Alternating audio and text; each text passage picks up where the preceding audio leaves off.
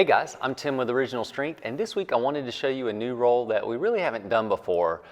We're going to do an upper body roll from the TV watching position. Now, this position lends itself to quite a few bit of rolls, especially lower body rolls where you do the reach around and come back, or it lends itself easily.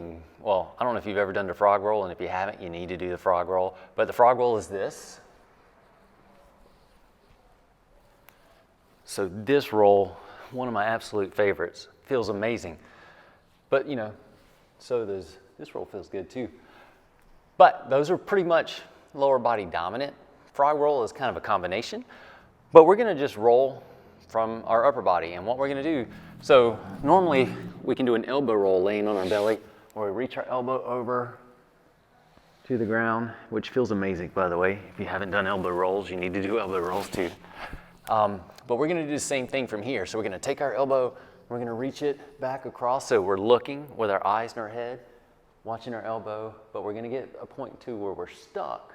So we extend the arm, keep rotating, keep looking, and you're gonna end up here, or here.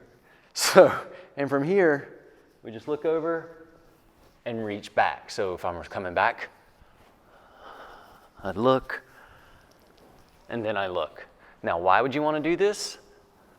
Well, one, because you can. The more ways you have to move, the better off you are. So the bigger your movement vocabulary or your movement encyclopedia, the better and the healthier you're just gonna be. The other reason is, well, it's a great way to, rolling's always great for mobilizing the spine and keeping your vertebrae healthy. And you can also end up here. So if I'm here, I do the look and the reach, come back to here, and then look and reach. So basically though, we are keeping our legs very relaxed and just using our head and our arms to roll. So yes, you can roll over to this recline, incline position. I don't know what you call that. Or you can roll over to sitting with a little push off from your arms. So I have to push off as I roll to sitting, and then I can come back.